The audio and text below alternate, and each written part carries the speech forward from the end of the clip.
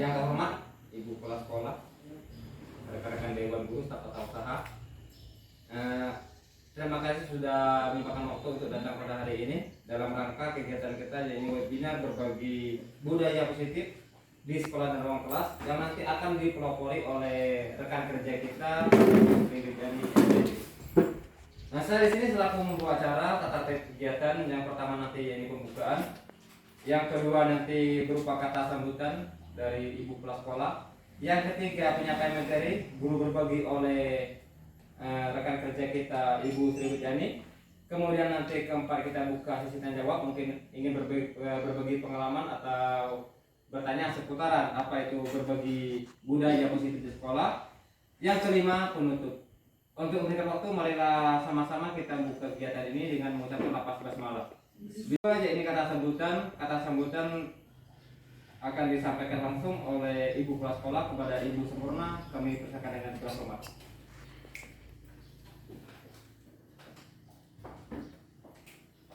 Bismillahirrahmanirrahim. Assalamualaikum warahmatullahi wabarakatuh. Waalaikumsalam.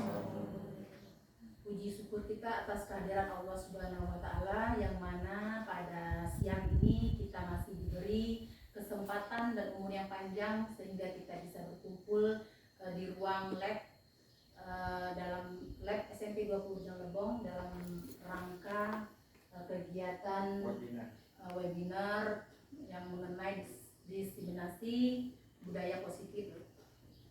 Selanjutnya salawat dan salam kita tujukan pada Nabi Muhammad SAW beserta keluarga dan kerabatnya, karena diaulah kita bisa merasakan alam yang bebas seperti saat ini. Yang terhormat Dewan Guru, staf PU yang saya hormati. Dalam rangka kegiatan ini, tentunya harapan saya selaku Kepala Sekolah SMP Negeri 20 Lebong, marilah kita bersama-sama mendukung kegiatan guru penggerak ini untuk kemajuan dari SMP kita mengenai perubahan dari kurikulum negara Indonesia ini, kurikulum pendidikan yang berlaku sekarang. Dan mudah-mudahan dengan adanya guru penggerak yang sudah muncul dari SMP kita, yaitu Ibu Lydia Sri Widyani, kedepannya Ibu Sri Widya bisa berbagi berbagai macam ilmu yang didapatkan dari kegiatan ini dengan kita-kita yang belum. Dan harapan saya juga semoga kedepannya di SMP Negeri 20 Jam Lebong ini kita bisa menerapkan kurikulum baru ini, sekolah penggerak atau kurikulum penggerak. Mungkin sekarang ini kita mandiri dulu, untuk kedepannya sembari kita belajar mendapatkan informasi, atau Ibu Sri Widyani membagi informasi sesuai dengan kata dari diseminasi budaya positif, yang tujuannya targetnya kelompok atau individu, ya Bu Sri Widyani ya.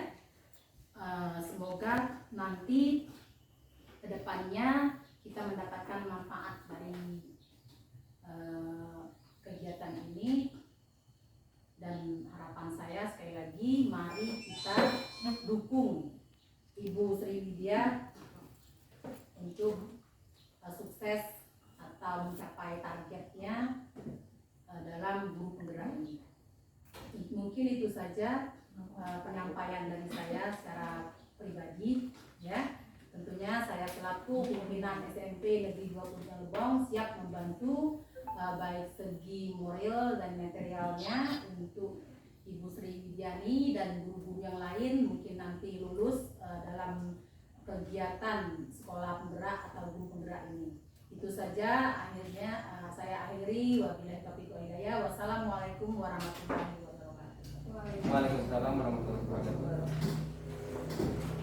Terima kasih kami sampaikan pada Ibu Kepala Sekolah atas sambutannya dan arahannya. Kemudian kita masuk ke IT, guru berbagi oleh rekan kerja kita Ibu Sri Widani MPD. Kepada Ibu Sri ini kami persilakan kepada teman.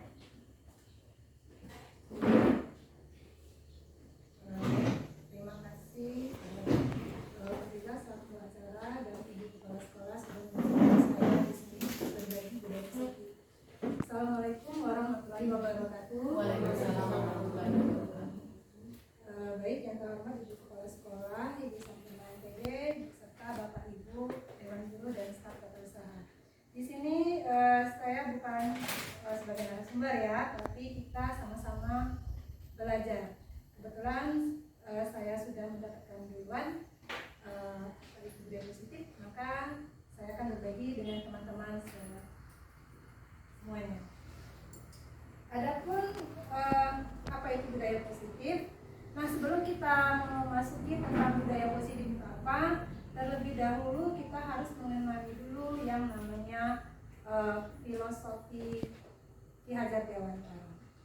Baik Bapak Ibu sekalian, di dalam kurikulum merdeka ini ada yang namanya filosofi pemikiran KHD. KHD itu Ki Hajar Dewantara, di mana pendidikan itu menurut KHD adalah menuntun segala kodrat yang ada pada anak agar mereka mencapai keselamatan dan kebahagiaan yang setinggi-tingginya, baik sebagai manusia maupun sebagai anggota masyarakat.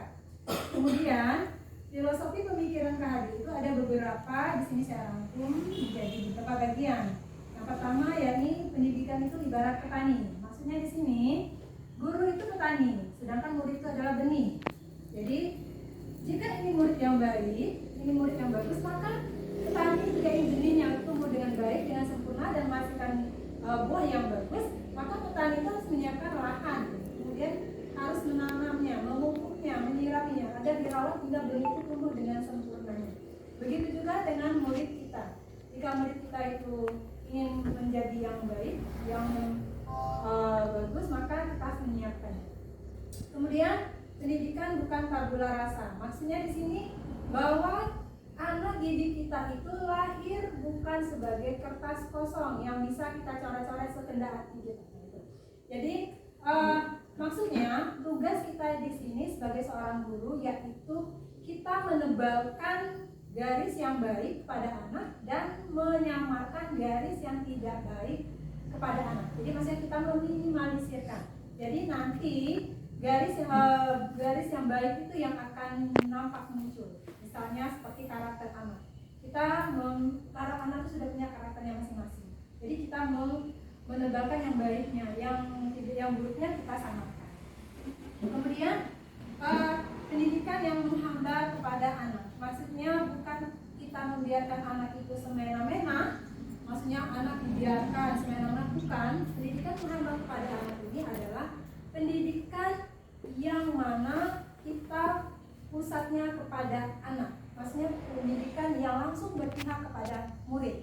Jadi pendidikan kita tujuannya yaitu pendidikan yang berpihakan kepada murid. Jadi sesuai dengan kodrat dan alam sifat zamannya ya. Adapun kaitannya dengan budaya positif yang akan kita pelajari sekarang adalah bahwa bagaimana kita menciptakan lingkungan yang nyaman, yang aman bagi murid sehingga kita menuntun siswa sesuai dengan minat dan bakatnya ya, agar murid ini tadi tumbuh dengan baik. Kemudian tercapainya tujuan pendidikan. Ini murid yang berbudi pekerti yang luhur ya. Kemudian kenapa budaya positif itu perlu kita terapkan di sekolah ataupun di kelas kita? Nah, Bapak Ibu, di sini ada latar belakang budaya positif kenapa perlu diterapkan. Karena suasana positif itu sangat mendukung dalam menciptakan pembelajaran yang kondusif. Dengan suasana yang positif, murid dan guru akan menemukan suatu kondisi pembelajaran yang menyenangkan. Jadi, kalau murid-muridnya hatinya dan perasaan suasana lingkungan di sana, kebutuhan murid pun juga akan terpenuhi, di mana suasana positif akan menggerakkan moral yang positif bagi murid, sehingga karakter murid tidak hanya terbentuk dari akademik atau intelektualnya saja, tetapi juga dari lingkungan yang ada. Karena apa tadi? Lingkungan yang kondusif, nyaman, dan aman ini akan membuat murid merasa tentram dan tenang, sehingga proses KBM kita berjalan dengan lancar. Inilah tadi kenapa pendidikan, salah satu filosofi pemikiran KD yang menghamba kepada murid, yaitu keberpihakan kepada murid, bukan kita menjadikan mereka semena-mena. Nah, Bapak Ibu, adapun budaya positif itu apa? Budaya itu adalah pembiasaan, dan positif itu adalah nilai-nilai yang baik, ya. Jadi budaya positif adalah nilai-nilai atau keyakinan-keyakinan dan kebiasaan-kebiasaan yang di sekolah atau di kelas yang berpihak pada murid, sehingga murid dapat berkembang menjadi pribadi yang kritis, kemudian penuh hormat dan penuh tanggung jawab. Baik Bapak Ibu sekalian, sekarang kita sebelum kita masuk ke budaya positif itu apa aja penjabarannya, sekarang kita mengenai dulu disiplin, karena disiplin positif merupakan salah satu budaya positif. Apa itu makna disiplin? Makna disiplin adalah, kalau dari bahasa Latin yang disiplina, yang maksudnya belajar. Jadi dari kata ini berkonotasi dengan disiplin diri dari murid-murid Socrates dan Plato. Disiplin ini membuat orang menggali potensinya menuju sebuah tujuan, apa yang dia hargai. Namun dalam budaya kita, makna kata disiplin ini telah berubah menjadi sesuatu yang dilakukan seorang pada orang lain untuk mendapatkan kepatuhan. Kecenderungan umum adalah menghubungkan kata disiplin dengan ketidaknyamanan, bukan dengan apa yang kita hargai atau pencapaian suatu tujuan yang mulia. Selanjutnya, nah di sini Bapak Ibu, penerapan budaya positif yaitu disiplin positif. Apa itu disiplin positif? Disiplin positif merupakan suatu cara penerapan tanpa kekerasan dan ancaman yang dalam praktiknya melibatkan komunikasi yang efektif antara guru dan murid. Karena seringkali kita di sini, kadang kita guru-guru ini seringkali kita menerapkan disiplin tapi kita ada ancaman. Nanti kalau nggak buat tugas, kamu nilainya begini-begini. Itu sering kita temui, ya.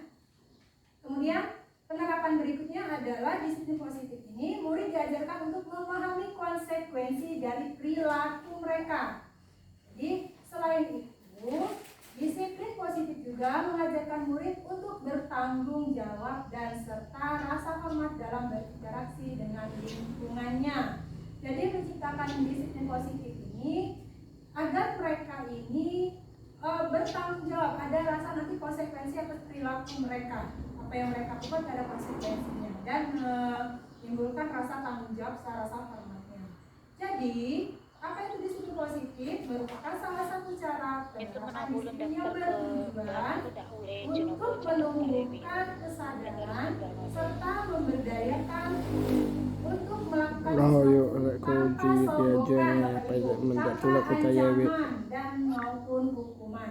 Sogokannya di sini maksudnya kalau kamu beratur dengan peraturan ibu, maka ibu nilai kamu nanti besar. Itu seperti sogokan. Kemudian ancaman, kalau kamu tidak buat PR, kamu nanti saya suruh lari keliling 7 keliling. Itu berupa ancaman. Atau hukuman, itu tadi push up 10 kali karena tidak buat tugas. Itu sering kita lakukan ya Bapak Ibu. Nah itu tidak diperbolehkan. Jadi disiplin positif itu tanpa sogokan, ancaman maupun hukuman.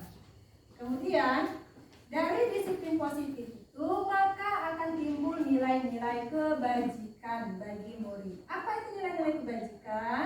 Nilai-nilai kebajikan adalah sifat-sifat positif manusia yang merupakan tujuan mulia yang ingin dicapai setiap individu. Nilai-nilai kebajikan tersebut bersifat universal, lintas bahasa, suku, bangsa, agama maupun latar belakangnya.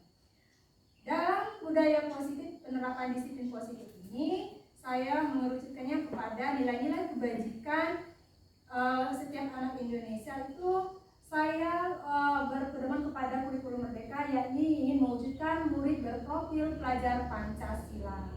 Yang pertama, beriman dan bertakwa kepada Tuhan Yang Maha Esa, berakhlak mulia, kemudian mandiri, bernalar kritis, berkebinekaan global, bergotong royong, serta kreatif. Nah, Bapak Ibu, karena kita masih awam dengan sifat nilai-nilai kebajikan ini dalam kurikulum merdeka, karena sekolah kita belum menerapkannya, maka dari itu di sini saya akan menjelaskan sedikit apa itu nilai-nilai kebajikan profil pelajar Pancasila. Beriman dan bertakwa kepada Tuhan Yang Maha Esa dan berakhlak mulia, merupakan pelajar yang memiliki akhlak dalam hubungannya dengan Tuhan Yang Maha Esa, serta pelajar memahami ajaran agamanya dan atau kepercayaannya, serta menerapkan hal tersebut dalam kehidupan sehari-hari. Sebenarnya Bapak Ibu, kita sudah menerapkan di sekolah kita, yakni setiap awal pembelajaran kita membacakan surah Al-Fatihah, membacakan membacakan ayat kursi. Nah, itu sudah penerapan profil pelajar Pancasila, Bapak Ibu, yang mana anak-anak beriman dan bertakwa serta berakhlak mulia. Itu sudah salah satunya, Bapak, kita sadari ya, ya. Kemudian mandiri, pelajar Indonesia harus mandiri dan bertanggung jawab atas segala proses serta hasil belajar satu elemen kuncinya, yakni kesadaran akan diri dan situasi yang dihadapi. Maksudnya di sini tadi berdasarkan filosofi KD itu bahwa murid itu sesuai dan kodrat dan zamannya. Nah, zaman murid dengan zaman kita itu berbeda-beda. Murid zamannya sekarang selalu berubah-ubah. Kenapa kita menciptakan profil pelajar Pancasila? Salah satunya mandiri, agar murid tadi siap dia dengan dirinya sendiri, dia mati, dia siap dalam menghadapi zaman yang begitu terus berubah-ubah. Kemudian bernalar kritis. Nah, dalam bernalar kritis ini, murid kita bisa menyaring informasi atau memproses informasinya baik kualitatif maupun kuantitatif, sehingga di dalamnya memperoleh atau memproses informasi itu, Bapak Ibu, mereka tidak langsung menerimanya, tapi mereka nanti akan mengidentifikasinya terlebih dahulu. Iya, melalui proses. Nah, makanya kenapa ini sangat bagus sekali, karena sekarang ini pada zaman sekarang murid-murid kita sangat cepat pengaruhnya, apalagi zaman yang gadgetnya sudah dikuasai murid-murid kita. Jadi mau tidak mau pengaruh dari luar cepat masuk ke dalam kita ya. Jadi murid-murid itu tanpa kita bisa membatasinya, apalagi orang tuanya di rumah, kadang mereka sulit untuk membatasi anak-anaknya. Maka dari itu tujuan pendidikan ini adalah menciptakan pelajar berprofil Pancasila, yaitu salah satunya bernalar kritis. Walaupun nanti ada budaya-budaya masuk ke mereka, mereka bisa nanti memprosesnya informasi atau data tersebut, kemudian mengidentifikasi atau menganalisisnya lebih dahulu. Kemudian berkebinekaan global. Nah, di sini mereka mempertahankan budayanya dan identitasnya serta berpikir secara terbuka ketika mereka berinteraksi dengan orang yang berbeda budaya, sehingga kita saling menghargai. Apalagi Indonesia terdiri dari berbagai macam suku budaya dan bahasanya. Nah, jadi Bapak Ibu, pendidikan global ini juga termasuk di dalam profil pelajar Pancasila. Kemudian yang berikutnya bergotong royong, yakni yang sebagaimana kita ketahui ya Bu Agus ya, bergotong royong itu adalah bekerja sama ya, berkolaborasi antara murid itu. Maksudnya jadi mereka bisa bekerja sama dan sukarela, sehingga pekerjaan itu akan mudah jika dilakukan secara bersama-sama. Itu ya Bu Agus ya, bergotong royong. Kemudian terakhir adalah kreatif. Di sini mereka dituntut untuk berkreatif, yaitu mampu berubah atau menghasilkan karya sendiri yang orisinil ya. Jadi Bapak Ibu, tujuan kurikulum merdeka ini sangat bagus sekali, di mana dari pemikiran KHD, kemudian tujuan pendidikannya yaitu menciptakan pelajar berprofil Pancasila. Nah, kita di sana menuntun, tugas kita hanya menuntun anak-anak didik kita yang sudah sesuai dengan kodrat dan desain. Ini adalah penjelasan sedikit tentang pelajar berprofil Pancasila yang termasuk dalam kurikulum merdeka. Dari budaya positif, disiplin positif,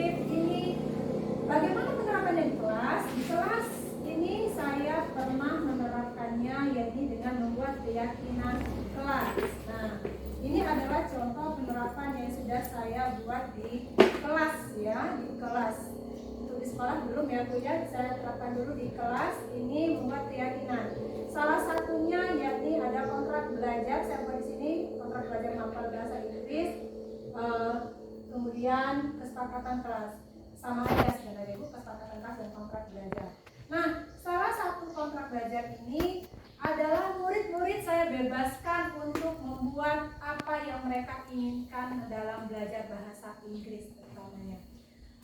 Mereka di sana ada yang membuat salah satunya yakni saling menghargai teman, kemudian saling menghargai teman dan guru, tidak makan di kelas.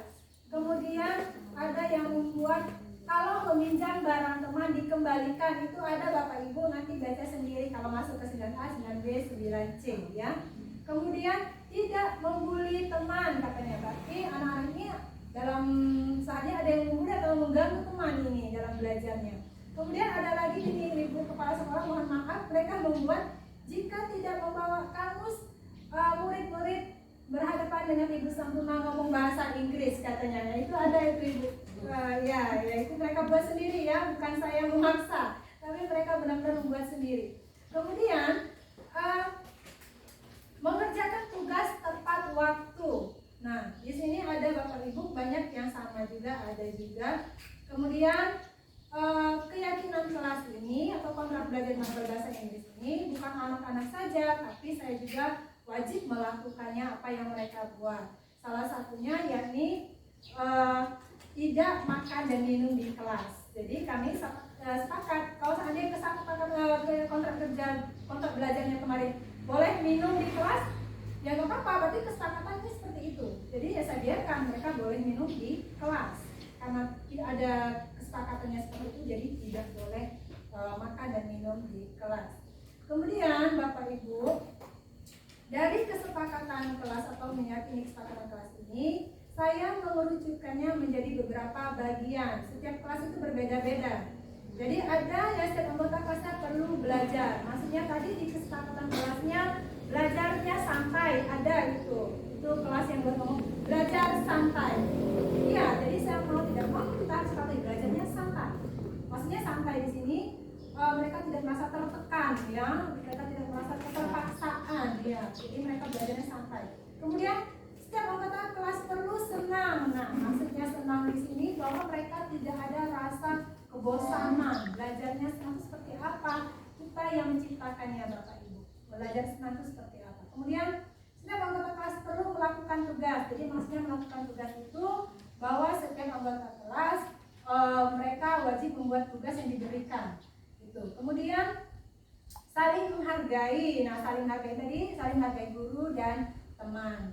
Kemudian kelas merasa aman tadi bahwa kelas mereka ada juga di sana yang buat tidak boleh maling katanya. Nah, berarti mereka perlu rasa aman untuk kelasnya. Kemudian ada juga di kelas lain saya buat selalu bersikap positif. Berarti mereka tidak suka usil dengan temannya, jadi tidak mengganggu teman-temannya. Kemudian senantiasa menjadi diri terbaik. Jadi dengan melakukan tugas tepat waktu, mereka berusaha menjadi diri terbaiknya. Kemudian percaya dan menghormati orang lain serta miliknya. Nah, di kesepakatan kelas kami atau kontrak belajar itu murid ada yang membuat jika meminjam barang teman, ini ada nih Bu, mereka jika meminjam barang teman harus dikembalikan. Nah, makanya saya kesimpulannya bahas seperti ini. Jadi percaya dan menghormati orang lain serta miliknya. Jadi maksudnya sudah pinjam barang teman boleh dikembalikan lagi, ya jangan diambil, jangan milik. Itu kata menurut sering itu mem katanya. Tanggung jawab. Iya, tanggung jawab itu sekali. Kemudian berkomitmen setiap tugas. Jadi tugasnya wajib dibuat, wajib dikumpulkan. Jadi mengerjakan tugasnya tepat waktu. Senantiasa membantu. Jadi maksudnya di sini ada rasa kegotong royongan dari teman-temannya. Kemudian di kelas yang lain juga saya mengerucutkan menjadi seperti ini.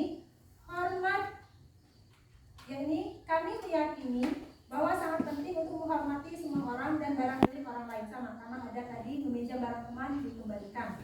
Kemudian bekerja di sini maksudnya Bapak Ibu bahwa siswa itu mengerjakan tugas baik dari gurunya atau tugas-tugas yang lain ini harus dikerjakan dan selesai tepat waktu.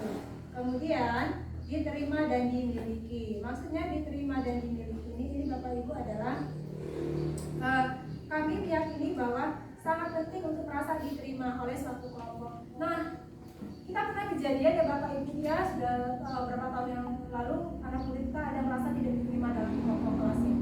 Ya, saya rasa Bapak Ibu juga pernah mengalami beberapa alumni kita ada seorang yang tidak diterima di kelompoknya. Nah, tujuannya di sini kenapa dibuat kesepakatan kelas? Karena mereka dia merasa diterima, oh saya ini dihargai di kelas ini. Kemudian saling peduli satu dengan yang lainnya. Kita tidak suka mengganggu temannya, tidak suka membuli juga. Jadi mereka saling peduli. Dari penerapan budaya positif, kemudian saya membuat keyakinan kelas, kemudian saya memutuskan menjadi beberapa bagian. Semuanya itu timbul karena adanya kebutuhan murid-murid tertentu. Apa sih kebutuhannya? 5 dasar kebutuhan manusia. Kelimanya ini benar adanya ya Bapak Ibu ya. Kebutuhan bertahan hidup atau survival. Kebutuhan bertahan hidup. Nah, maksudnya kenapa bisa di sekolah ada kebutuhan bertahan hidup? Gini Bapak Ibu, kita sering kadang keasikan mengajar, tiba-tiba bel istirahat berbunyi, kita nggak dengar tuh. Terus anaknya nyeletuk, istirahat bu, bel istirahat. Ada Bapak Ibu kejadian itu ada ya. Jadi itu bertahan hidup kenapa? Anak itu mau istirahat, mau makan. Jadi mereka butuh bertahan untuk makan. Jadi mereka bertahan hidup untuk makan. Nah, kita juga seperti itu. Kemudian kebutuhan kasih sayang dan rasa diterima.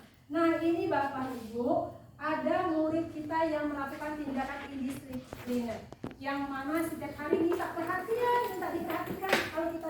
Kalau dia ada bergerak, maksudnya kalau murid kita nggak ngomong, nggak panjang, dia tidak akan, pokoknya ada saja tindakan yang menciptakan indisipliner. Nah, itu Bapak Ibu, ternyata murid itu mereka butuh kasih sayang dan rasa butuh untuk diterima atau love and belonging. Jadi mereka mungkin ada yang kurang kebutuhan dari 5 kebutuhan ini, mungkin kebutuhan kasih sayang yang mereka kurang. Jadi makanya dari itu dia membuat di sekolah ini. Kemudian penguasaan atau power. Nah, maksudnya penguasaan atau power ini Bapak Ibu, saya rasa Bapak Ibu sering melakukannya di kelas. Jadi ketika ada murid yang bisa jawab soal, wah hebat, kamu pintar. Saya rasa pernah Bapak Ibu menerapkannya ini. Saya yakin itu pasti. Nah, itu perlu Bapak Ibu. Ternyata siswa kita, murid-murid kita ini butuh dia dengan kebutuhan seperti itu. Jadi ketika dia bisa menjawab latihan atau bisa menjawab maju ke depan, itu ada oke, kasih aplaus untuk Rio misalnya. Ternyata mereka butuh, memang benar itu adanya, mereka memang butuh penguasaan seperti itu. Kemudian kebebasan. Nah, ini saya sering kadang kita saling mencurhat di kantor bahwa ada anak itu selalu pindah-pindah tempat duduknya. Benar ini Bapak Ibu? Ya, selalu ya.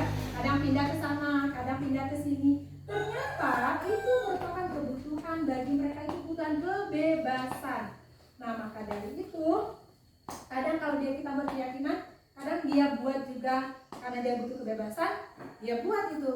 Ternyata di kesepakatan kelas kami kemarin dia buatnya, tapi dibuatnya saling menghargai saja. Jadi dia pindah-pindah tempat, dia itu karena dia butuh kebebasan. Kemudian kesenangan atau fun. Jadi mereka itu juga Bapak Ibu kesenangan, biar nggak bosan. Jadi mereka butuh anak kecil itu, anak itu intinya anak-anak itu adalah obatnya itu bermain. Jadi dengan 5 kebutuhan ini maka hidup mereka berimbang. Jadi kalau memang kurang salah satunya Bapak Ibu, makanya kita sering ketemu anak yang indisipliner di kelas atau di sekolah. Kenapa? Karena bisa jadi 5 kebutuhan dasar yang mereka miliki itu tidak terpenuhi. Ya. Baik Bapak Ibu, kita lanjut. Dari 5 kebutuhan dasar ini, maka kita harus menerapkan posisi kita. Di mana posisi kita, Bapak Ibu? Sekarang ada nomor 5. Maaf, ini kesalahan teknis. Ya, manajer itu adalah posisi nomor 5. Manajer, penghukum ya, rata-rata sering penghukum. Kemudian pembuat rasa bersalah. Saya sudah menyadari Bapak Ibu ya. Iya, saya sangat menyadari ini. Kemudian teman jarang-jarang, kemudian pemantau. Nah, yang terakhir manajer. Baik, kita akan bahas satu-satu. Penghukum Bapak Ibu, apa itu posisi kontrol penghukum? Penghukum ini Bapak Ibu yang sering sekali kita lakukan ketika anak-anak misalnya tidak buat tugas. Kamu pesawat 3 kali. Ya, sering ya Bapak Ibu. Iya itu langsung. Bersihkan WC. Bersihkan WC. Nah, itu adalah posisi penghukum Bapak Ibu. Efeknya apa? Ternyata Bapak Ibu, setelah saya mempelajari modul ini, efeknya anak merasa tersakiti. Benar adanya. Anak merasa saya juga merasa seperti itu ya Bapak Ibu, karena saya juga sering berada di posisi penghukum. Benar. Ya, kemudian membuat rasa bersalah. Ini juga sering kita lakukan. Misalnya ada tuh anak yang indisipliner. Kamu nih tidak kasihan, kamu lihat orang tuamu kerja, cari duit, siang malam, petang-panting, untuk kamu sekolah. Ada seperti itu kita Bapak Ibu? Ada, saya juga termasuk di sana. Ya, jadi mereka membuat, berarti tindakan yang saya lakukan salah. Jadi mereka merasa bersalah dengan apa yang mereka lakukan seperti itu. Jadi mengingat orang tuanya mencari duit untuk mereka, timbul rasa bersalah pada diri mereka. Kemudian posisi teman. Nah, teman di sini Bapak Ibu seperti ini. Misalnya kita anak itu besar, ayolah nak, tidak kasihan kamu nengok ibu nih, lah susah payah, lah lebu, lah capek. Kalau masa kamu tidak kasihan nengok ibu? Sering kita ngalamin seperti itu, seperti ini ya. Jadi anak-anak ini efeknya apa? Mereka nanti santai dalam beberapa lah yang itu. Jadi kenapa? Karena dia merasa teman, merasa diperlakukan sebagai teman tadi. Nah, kemudian pemantau ini Bapak Ibu sejenis, kamu tahu kan peraturan sekolah, pakai baju ini, awas kalau sudah berapa kali kamu melakukan tindakan ini indisipliner, melanggar tata tertib, kami keluarkan. Ada surat SP3 dari sekolah, kamu dikeluarkan dari sekolah ini. Nah, di sini efeknya apa Bapak Ibu? Anak-anak merasa diawasi oleh kita. Jadi keempat posisi ini ternyata Bapak Ibu sering sekali kita lakukan di rumah sekolah, termasuk saya juga. Sebelum saya mempelajari ini, sebelum masuk guru penggerak ya Bapak Ibu, saya sering sekali melakukannya. Ini. Kemudian posisi mana sih yang paling ideal? Ternyata posisi manajer Bapak Ibu. Apa itu posisi manajer? Ternyata posisi manajer ini Bapak Ibu adalah posisi yang paling ideal, yang bagus untuk guru-guru terapkan. Di sini posisi manajer kita bisa menerapkannya melalui segitiga restitusi, yaitu menstabilkan identitas, validasi tindakan yang salah, menanyakan keyakinan. Itu restitusi itu adalah tindakan kita dalam memvalidasi tindakan murid, menstabilkan identitasnya dari rasa bersalahnya, sedangkan menanyakan keyakinan. Kita sepakatan tadi. Menstabilkan identitas Bapak Ibu seperti apa sih yang harus kita lakukan? Seperti ini Bapak Ibu. Nah, ini kata-kata yang mesti kita terapkan. Memang terlihatnya seperti susah, tetapi inilah efek yang paling bagus untuk anak didik kita. Karena apa? Semakin kita membuat mereka seperti terhukum, merasa bersalah, memang mereka semakin tidak terkontrol, semakin bebal saja dengan itu. Jadi mereka sering melakukannya lagi.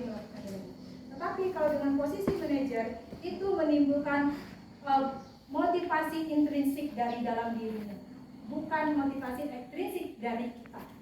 Kamu harus berubah, bukan, tapi mereka memang saya harus berubah, memang saya sendiri yang mau, gitu ya. Jadi apa yang bagusnya ini yang mesti kita terapkan Ibu dalam menstabilkan identitas itu adalah identitas anak itu kita adalah dari orang yang merasa bersalah menjadi orang yang dia meyakini bahwa tindakannya itu, kemudian mereka bertanggung jawab atas tindakannya. Kemudian di sana berbuat salah itu tidak apa-apa. Kita boleh ngomong berbuat salah itu tidak apa-apa, nah. Tapi tidak ada manusia yang sempurna.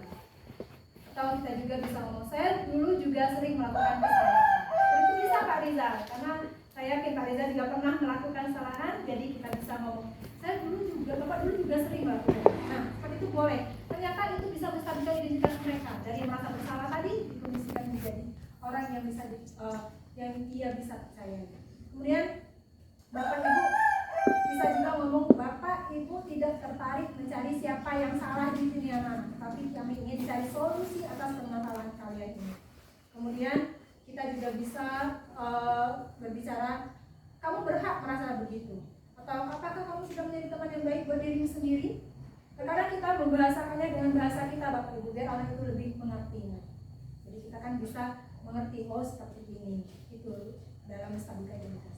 Kemudian validasi tindakan, maksudnya validasi tindakan dan validasi tindakan yang salah ya Bapak Ibu ya. Anak sudah melakukan kesalahan, maka kita perlu memvalidasi tindakannya dengan padahal kamu bisa melakukan yang lebih buruk daripada ini. Kalau kita bahasa kita seperti itu pada anak-anak Bapak Ibu, yakinlah bahwa anak-anak itu tidak merasa diadili, dihakimi. Kalau dia orang bersalah lainnya itu, jadi mereka merasa terhakimi. Tapi kalau kita ngomong, padahal kamu bisa melakukan yang lebih buruk daripada ini. Jadi mereka berpikir, oh begini, benar apa yang Bapak Ibu bilang. Kemudian kamu pasti punya alasan mengapa melakukan hal itu. Nah seperti ini Bapak Ibu, seperti kejadian murid kita kemarin beberapa waktu yang lalu, ternyata setelah ditanya, saya pernah menanyakan, kamu pasti punya alasannya. Ya, mereka mau menjawabnya dengan jujur ketika ditanya hal seperti itu. Jujur ya, Mem, tapi jangan marah. Nah, ternyata murid ini, kalau kita bertindak seperti itu, mereka mau jujur, tapi dengan tindak jangan marah. Kita harus konsisten, jangan marah pada mereka. Apa alasan mereka?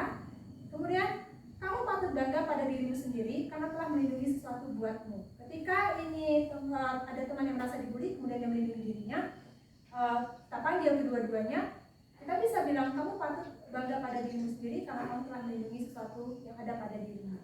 Itu untuk si korbannya. Kemudian kamu boleh mempertahankan sikap itu, tapi kamu harus menambahkan sikap yang baru. Maksudnya boleh dia menempati dengan menambahkan sikap yang baru. Apa sikap baru? Ya berubah menjadi orang yang lebih baik lagi. Itu maksudnya. Kemudian, nah ini tadi menanyakan keyakinan kelas. Ketika kita sudah menstabilkan identitas mereka, validasi tindakan, maka kita akan menanyakan keyakinan kelas yang sudah kita buat. Apa yang kita percaya sebagai kelas atau keluarga. Nah di sini Bapak Ibu, apa sih manfaatnya keyakinan kelas itu banyak sekali. Dan salah satunya kita bisa menggunakan pertanyaan seperti ini. Apa yang kita percaya sebagai kelas atau keluarga? Kemudian apa nilai-nilai yang telah sepakati? Apa bayangan kita tentang kelas yang ideal? Kamu mau jadi orang seperti apa? Nah ini Bapak Ibu, setelah 3 kelas, 6 kelas ya, saya buat kesepakatan kelas 7 tidak saya tempelkan, cuma saya catat saja. Itu ketika mereka melakukan indisipliner, misalnya kita ada anak yang terkenal dengan speak up-nya aktif sekali. Itu ada anak yang speak up-nya aktif sekali. Saya balik lagi ke kesepakatan kelas yang dia buat. Ayo, kamu yakin ada kesepakatan kelasnya? Ya maaf. Jadi kasus seperti itu, langsung menyadari tindakannya yang salah. Kemudian ada anak yang biasanya, maaf Bapak Ibu, sebelum saya mempelajari ini, anak tuh sering malas belajar karena sering tak hukum. Nah, sekarang saya tidak melakukan seperti itu lagi. Saya buat kesepakatan kelas, mereka buat sendiri. Ada yang mengumpulkan tugas tepat waktu. Nah, di sini anak-anak ada satu orang yang tidak membuat tugas. Saya tanya, saya balik tadi dengan kesepakatan belajar kita seperti apa. Anak-anak tersebut langsung dia menundukkan kepalanya. Tanpa dia komen lagi, dia langsung mengerti bahwa mereka memang benar-benar salah. Cuma satu ini yang tidak buat Bapak Ibu. Jadi memang penting kesepakatan kelas ini. Jadi kita bisa, ketika mereka membuat indisipliner, kita balik lagi ke kesepakatan kelas. Jika mereka buat indisipliner, kita balik lagi ke kesepakatan kelas dengan konsekuensi atas perilaku mereka yang mereka perbuat. Ini bertanggung jawab dengan perilaku mereka. Nah, Bapak Ibu sekalian, selain kesepakatan kelas yang saya buat tadi, yang pernah saya terapkan di kelas saya, khususnya mapel bahasa Inggris yang ini tadi, di sini saya buat keyakinan kelas, ada kelas 9A, 9B, dan 9C. Kemudian yang tadi budaya positif, yaitu belajar yang aman, nyaman, ya, dan menyenangkan. Nah ini saya penerapannya pada pembelajaran bahasa Inggris, saya membuat penerapan pembelajaran yang menyenangkan. Salah satu pembelajaran yang menyenangkan adalah belajar kita diselilingi dengan permainan, ya. Maksudnya saya menerapkannya dalam pembelajaran saya kasih materi, kemudian saya kasih materi pada ketemu berikutnya, materi tersebut saya buat menjadi suatu permainan. Salah satunya yakni pass the ball. Nggak bisa diputar ya, ternyata ini PDF. Ini adalah pass the ball, di mana anak-anak ini bola-bolanya mereka mengelilingi bola-bola. Kemudian bola-bola tersebut berserta lagu, saya ulang lagu. Jika lagu berhenti, di mana berhenti bola tersebut? Baik Bapak Ibu, boleh Bapak Ibu cek di sini, saya bisa menerapkan videonya.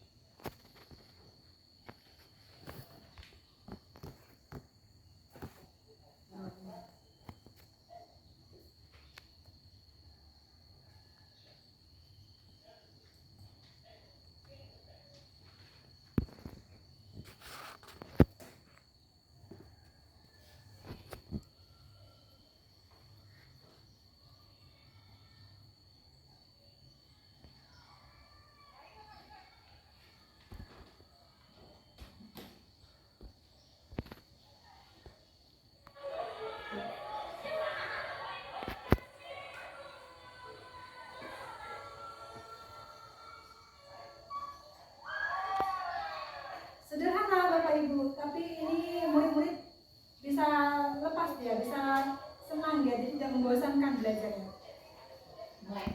Ya, jadi materinya saya buka dengan seperti ini.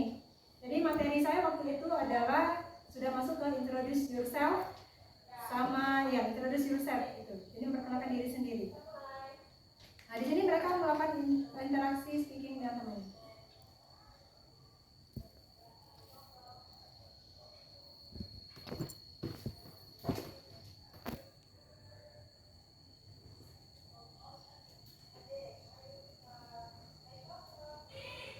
Nah, ini Bapak Ibu ya. Ini salah satu contoh penerapan yang saya lakukan di kelas.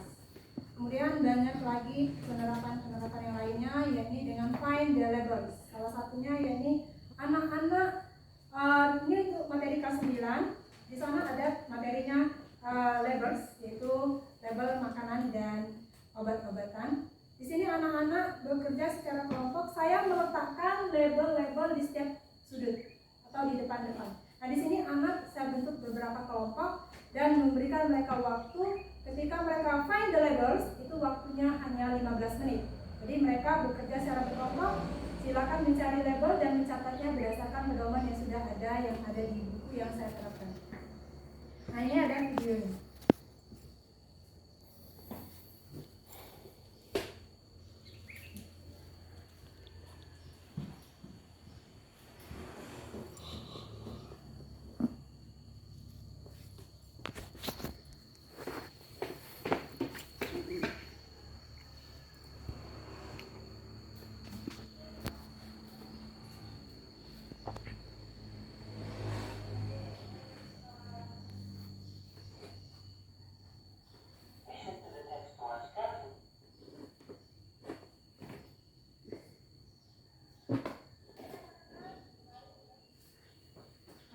Jadi mereka bekerja semua, tidak ada yang menganggur sama sekali. Sederhana Bapak Ibu, sederhana sekali ya. Saya manfaatkan apa yang ada di sekitar kita. Ya, jadi mereka aktif.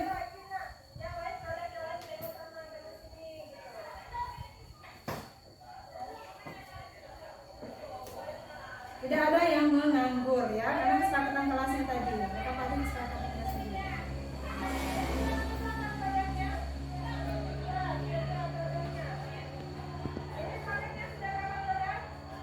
Nah, ini sekitar kita produknya apa Bu? Indomie, teh celup saya ambil ya. Makanan Bu. Jadi yang simpel-simpel.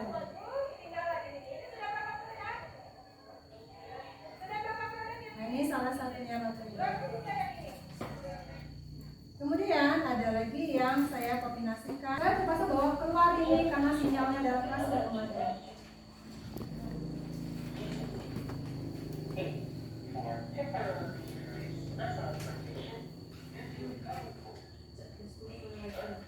Ya, kayak tes TOEFL kalau kita dulunya. Nah, ini Bapak Ibu. Native speakernya ngomongnya pelan-pelan, tapi jelas sekali pronunciation-nya. Kalau kita sebagai guru kan kadang listening text. jelas mendengar pronunciation-nya dulu. Ini langsung native speaker-nya yang ngomong. Ini dari buku kita juga Bapak Ibu.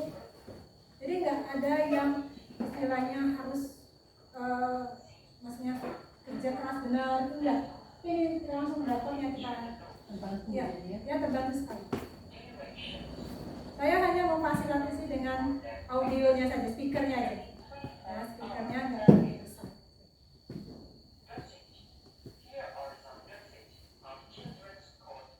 Selain listening ini juga writingnya. Ya, writing. Memang iya Bapak Ibu terjadi kelemahan saya kalau dan ular berantai Bapak Ibu. Bagaimana bisik berantai? Bapak Ibu guru mata pelajaran yang lain bisa menerapkan bisik berantai di sini. Ya. Sudah ada nih Pak Sukino? Sudah. Bentar ya Bapak Ibu. Apa pelajaran Bapak Ibu yang bisa Ibu terapkan dengan bisik berantai?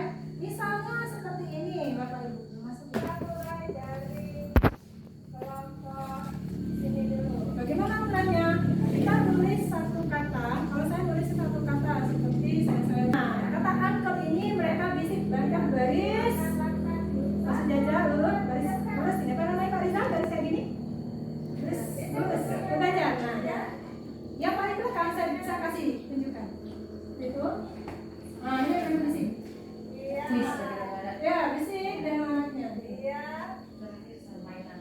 Ya. Memang Penyampaiannya iya, nah sampai di depan seperti sudah berbeda angko katanya. Ya. Kalau untuk Bapak Ibu boleh misalnya penerapannya jangan satu atau dua ya, karena bahasa Indonesia kan enak ya. Kalau bahasa Inggris satu aja. Satu aja mereka sering salah nih.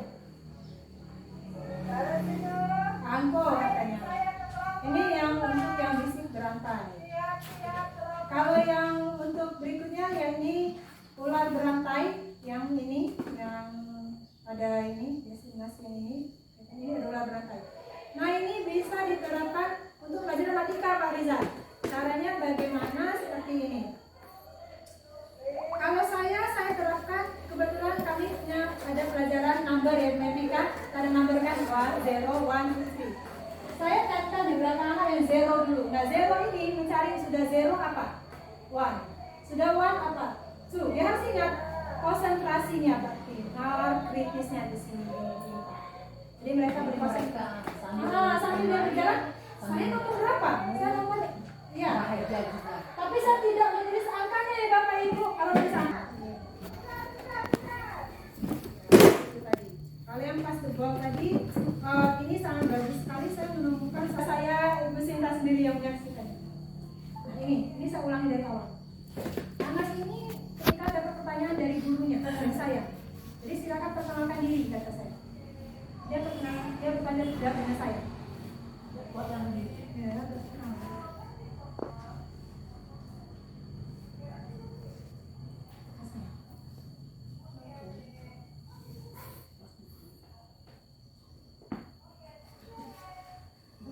ya, benar-benar tanpa rekayasa. Memang ya, dia memang ada bagus. Ya. Saya tidak menyangka juga Bapak Ibu, ternyata apa yang saya terapkan ada salah satu siswa kita bisa. Ada juga sih yang lucunya Bapak Ibu ya, namanya juga anak-anak ya. Ada yang maaf kita keluar bahasa kita ngagi itu ada tuh Bapak Ibu ya, kita anggap namanya permainan. Ya memang situasinya seperti itu. Ya. Duluan, giliran nah itu ada tuh seperti itu ya, giliran ngagi silakan nah seperti itu. Itu salah satu budaya positif dengan menciptakan lingkungan belajar yang saya gunakan di mata pelajaran kita, karena kita guru SMP, guru mapel, jadi kita terapkan di pelajaran kita bukan guru kelas karena kita guru mapel. Kalau kita guru kelas enak juga kita menerapkannya, kalau kita guru mapel kita di pelajaran kita. Ini sangat sederhana sekali, saya mencari yang sederhana aja yang memanfaatkan lingkungan di sekitar kita. Baik, Bapak Ibu, demikianlah penjelasan saya tentang budaya positif. Terima kasih. Saya kembalikan lagi ke pembawa acaranya Dr. Rizal.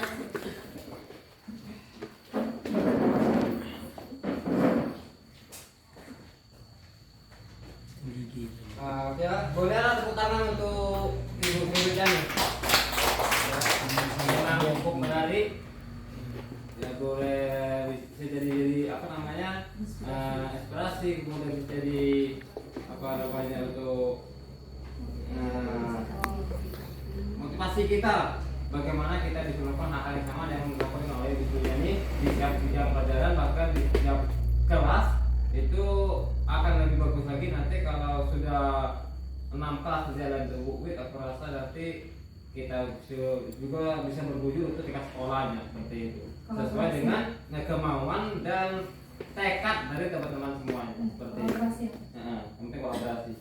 Terus selanjutnya, sebelumnya saya juga menarik, saya juga berminat sebenarnya, cuman ya tadi karena selama ini berpikir saja belajar otodidak, jadi saya hanya berpaku pada materi-materi yang ada di buku paket LKS, dan prinsip saya selama ini bagaimana agar semua materi bab atau yang tertulis dalam buku paket itu terselesaikan. Jadi memang yang namanya kurikulum merdeka saya menyampaikan seperti ini kegiatan belajarnya. Jadi bukan berarti mengesampingkan buku paket nampaknya, bukan masukkan kurikulum, tetapi kita dituntut untuk mengembangkan bagaimana agar materi tersampaikan ke siswa itu berdasarkan kurikulum tetapi sesuaikan dengan keadaan seperti itu nampaknya ya. Selama ini kalau saya pribadi selama ini kejar tadi sebenarnya bagaimana agar misalnya matematika kelas 8 semester 1 itu minimal 4 atau 5 bab. Target saya sama ini ngejar materi dengan kondisi siswa tadi mau jangan kayak kita main kuadrat bagi-bagi kadang kali-kalian saja mereka nggak hafal gitu ya. Jadi kalau dibilang 2 1 kali 2 2 kali 2 mikir dulu 2 kali 2 berarti 2 tambah 2 4 3 kali 2 mikir lagi 4 tambah 2 6. Jadi selama ini yang saya tekankan bagaimana mengembangkan dasar-dasar dulu. Ternyata nampaknya saya juga keliru sepertinya ya, karena tidak mesti IQ yang dikembangkan, tetapi minat mereka yang dikembangkan seperti itu. Sesi selanjutnya mungkin di sini masih butuh siraman teman-teman, kemudian masih butuh arahan dari Ibu Subani. Jadi kita buka sesi tanya jawab ataupun bisa ulang mungkin yang kurang tepat tadi, yang kurang nangkap apa yang sampai Bu Sri, Bu Yani. Jadi kami persilakan kepada Bapak Ibu sekalian untuk menanggapi istilahnya apa saja sampaikan oleh Ibu Sri Yani tadi. Jadi kami persilakan dengan kesempatannya. Silakan. Saran atau kendalanya misalnya. Oh, Bu Sri Yani ke sekolah kita dengan keadaan seperti ini, bagaimana yang harus kami lakukan? Terus saya masih bingung juga nanti untuk matematika tadi mungkin agak kurang nyambung dengan bahasa Inggris, ya seperti itu. Silakan teman-teman. Ya. Mungkin ada Bapak Ibu yang mau bertanya. Maksudnya punya ide tetapi kita tidak tahu bagaimana memulainya seperti itu. Ya silakan Bu Karyati. Menanggapi apa yang Pak Ibu sudah sampaikan tadi, lebih tertarik ke alat seperti speaker itu. Lebih menarik kita. Bagaimana caranya kalau bisa kita bisa memiliki juga alat seperti itu. Nampaknya seperti itu lebih menarik. Itu yang misalnya. Iya, baik. Langsung tanggapi. Ya, terima kasih Pak Ibu. Benar sekali.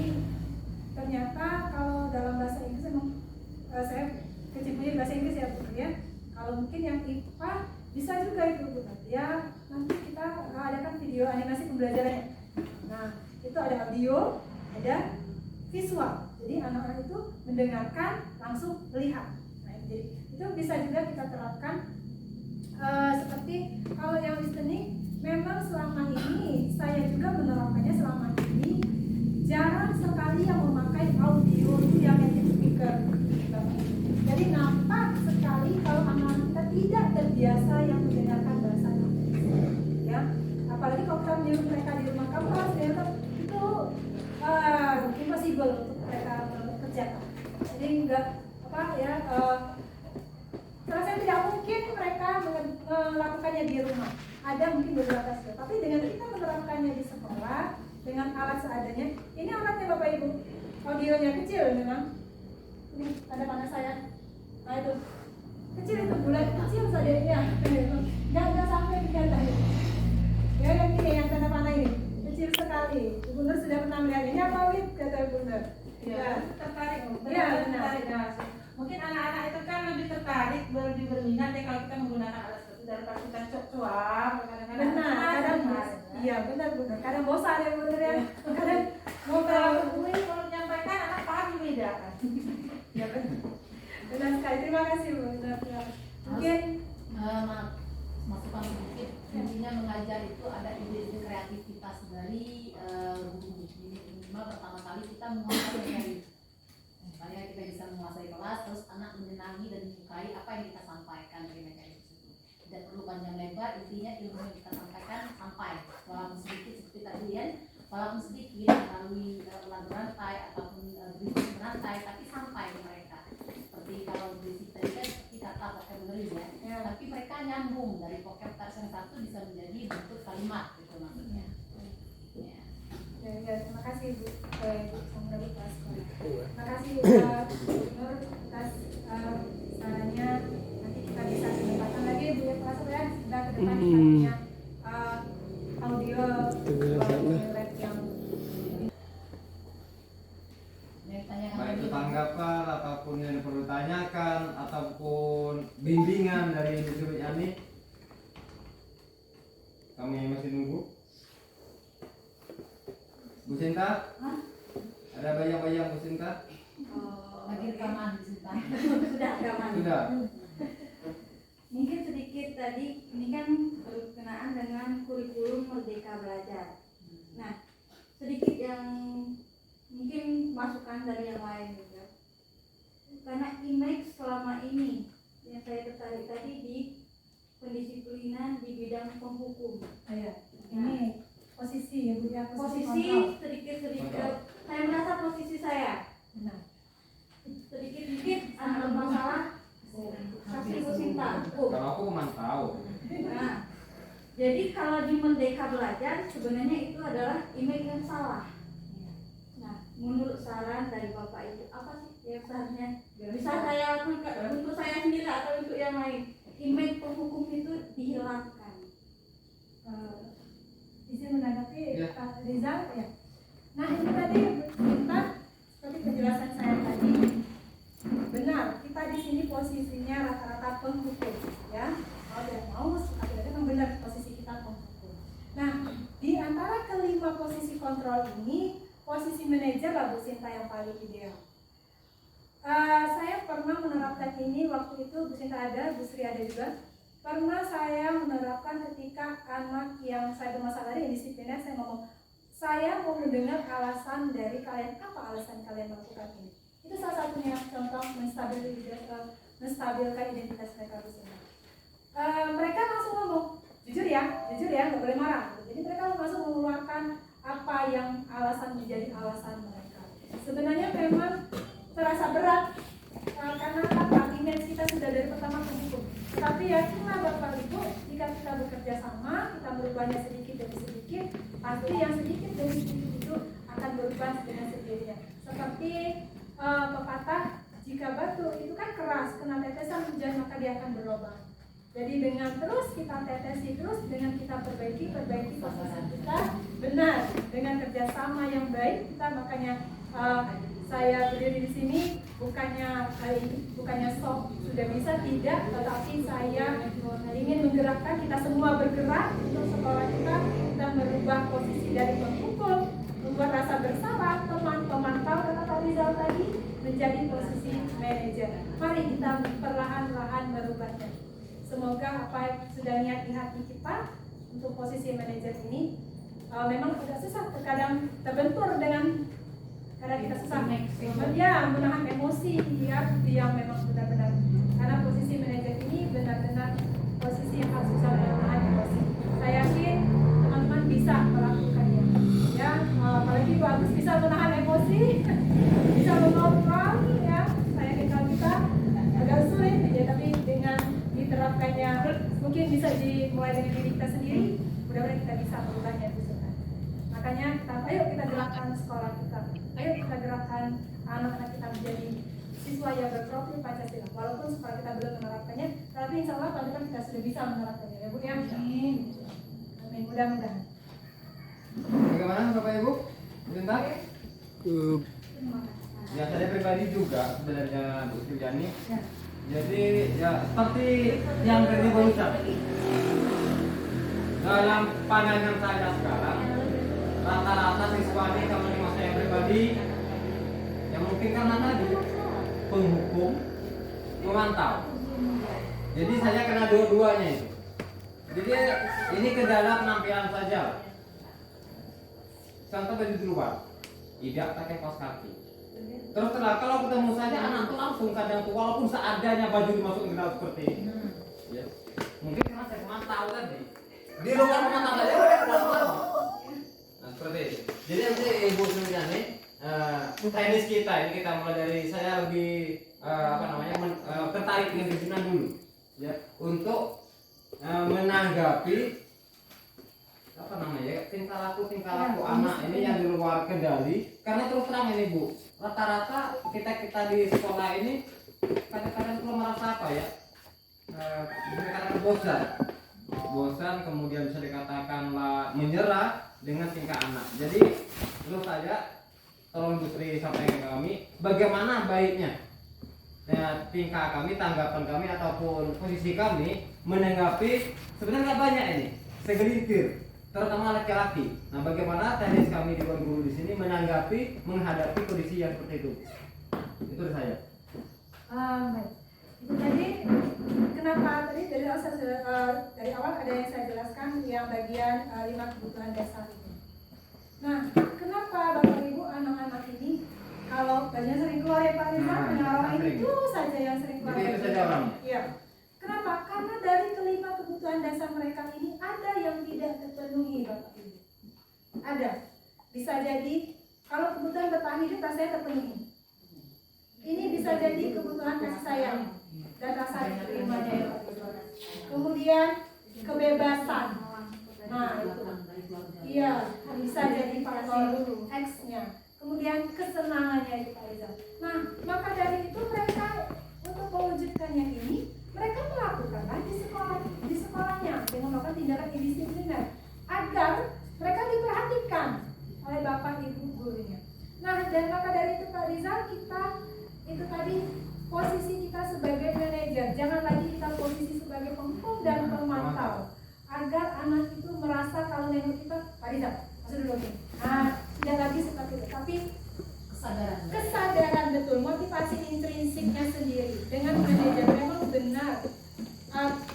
Sesuatu itu kalau awalnya akan terasa sulit, tapi kalau sudah dijalankan, insya Allah Pak Rizal mudah-mudahan apalagi selalu menerapkannya, tidak ada lagi yang makin posisi penghukum, pembahasan dengan teman pemantau ini sudah posisi manajer semua mereka terapkan. Saya yakin siswa-siswa yang segelintir itu mereka akan mengikuti siswa yang sudah bagus. Karena apa? Karena posisi manajer ini kita menstabilkan identitasnya, tidak membuat rasa bersalah pada diri, tetapi bagaimana mereka memperbaiki kesalahannya menjadi orang yang bertanggung jawab, yang dapat mencari orang yang bisa dipercayai. Kemudian tindakan mereka yang salah itu kita tegurnya dengan bagaimana agar mereka memvalidasi tindakannya. Kita tegur, kamu melakukan seperti ini, apa yang kamu lakukan mungkin Bapak pernah melakukannya. Nah, seperti itu kita ngomong. Kita juga ya, kita sekolah dulu kita pernah juga baju keluar gitu ya Pak Rizal ya. Nah itu, jadi apa yang pernah kamu lakukan pernah juga Bapak lakukan. Kira-kira gimana sih nak biar kamu bisa memperbaiki keadaan kamu supaya bajunya tidak keluar? Apa solusinya dari kamu? Kita datang dulu datang. Kalau tadi mereka ngomong, Pak, saya sering kelupaan nih Pak, atau karena Pak lupa masuk ada channel yang ini, channel ini, banyak alasan alasan saya. Biarkan dulu Pak Rizal. Tapi kita tetap melakukan posisi kita sebagai manajer. Tiap hari kita seperti itu, lambat laun mereka akan sadar dengan sendiri. Tanpa ada lagi langsung melompat sama saya juga karena langsung sedikit itu ya Bapak Ibu ya. Jadi semoga dengan ya perlahan-lahan kita merubah bahasa kita dulu Pak Rizal. Ya perlahan-lahan dulu merubah bahasa kita, merubah image kita dulu menjadi posisi manajer. Jadi ketika dia sudah wah nanti akan timbul motivasi intrinsiknya. Wah Pak Rizal sekarang enak ya. Jadi dia merasa ada saya butuh kata-kata, tapi memang benar loh baju saya ini dimasukkan. Nah, gitu. Jadi dia pandangan ke kita tuh sudah tidak seperti menyeramkan ya, takut ketemu dengan Polisi sekolah. tapi sudah posisi ya, sudah manajer, sudah posisi yang inilah posisi yang paling ideal yang wajib dimiliki oleh setiap guru.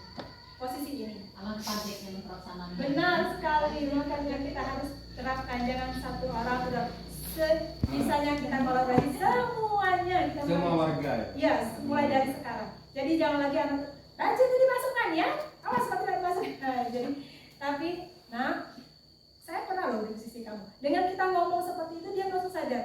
Ah, itu saya. Dia tahu, oh langsung dia, ya langsung dia menstabilkan, dia langsung menyadari tindakannya itu salah. Itu ya, beda. Oke, dari yang lain ada tambahan atau tanggapan? Bagaimana? Cukup. Yang lain? Bu? Mudah-mudahan kita depan dan seterusnya bisa menerapkan apa yang disampaikan oleh dia. Atau Ibu Sempurna ada tambahan, Bu? Mungkin tambahan sedikit saja, intinya dengan adanya sosialisasi mengenai apa tadi, budaya positif tadi yang sudah kita saksikan bersama-sama. Alhamdulillah ya, saya juga sudah mendapat sedikit ilmu tentang hal-hal yang positif tadi, dan saya seperti tanggapan Ibu tadi, Ibu Sinta dan mungkin kawan-kawan yang lain yang juga ada pertanyaan atau pendapat tapi tidak terkeluarkan, tidak tersampaikan. Intinya saya sangat mendukung dari kegiatan grup penggerak ini dan apa namanya, Merdeka Belajar. Mudah-mudahan kedepannya kita bisa menerapkan apa yang menjadi sudah disampaikan oleh Ibu Lydia tadi melalui kegiatan ini. Tentunya saya siap mendukung fasilitas tentunya ya, sarananya, tata sananya seperti speaker atau apapun itu, kalau memang bermanfaat atau mendukung dalam proses PKM di kelas ataupun di luar kelas, saya siap mengadakan atau siap membeli lewat dana bos lah mungkin ya. Kalau kita minta ke pemerintah susah, punya tangan di bawah. Tentunya kita fasilitas kita yang ada dulu seperti Ibu Widya. Kalau Ibu Widya bisa, kenapa yang lain tidak bisa? Itu ya. Intinya keinginan atau niat dulu, kemauan kita menyesuaikan dengan kurikulum yang berlangsung atau yang ada sekarang. Itu saja mungkin Bu Widya, Pak Ida menyampaikan ke saya. Intinya saya selaku kepala sekolah siap mendukung ya apa yang menjadi kebutuhan mengenai guru penggerak ataupun apa ya, apa tadi, sekolah penggerak apa ya, guru merdeka, sekolah penggerak atau menerapkan guru merdeka ini. Itu saja. Baiklah, Bapak Ibu sekalian, kalau memang cukup untuk hari ini, kita masih punya waktu di kemudian hari untuk berdiskusi, berbagi pengalaman ataupun belajar bersama dengan narasumber kita sementara satu-satunya yang disebut ini. Ya, untuk hari ini terima kasih Bu Suryani atas pengalaman dan ilmunya. Kemudian terima kasih juga atas partisipasi Bapak Ibu sekalian. Terima kasih juga tanggapan Ibu Sempurna. Untuk hari ini untuk memberikan acara, marilah kita tutup acara ini dengan sama-sama mengucapkan lafaz hamdalah. Alhamdulillahirobbilalamin. Saya akan membicara jika ada kesalahan, tutur kata ataupun yang lainnya, kita mohon maaf segala macam. Saya mohon maaf kepada Tuhan yang Maha Ampun. Saya tutup dengan bila taufiq hidayah. Wassalamualaikum warahmatullahi wabarakatuh.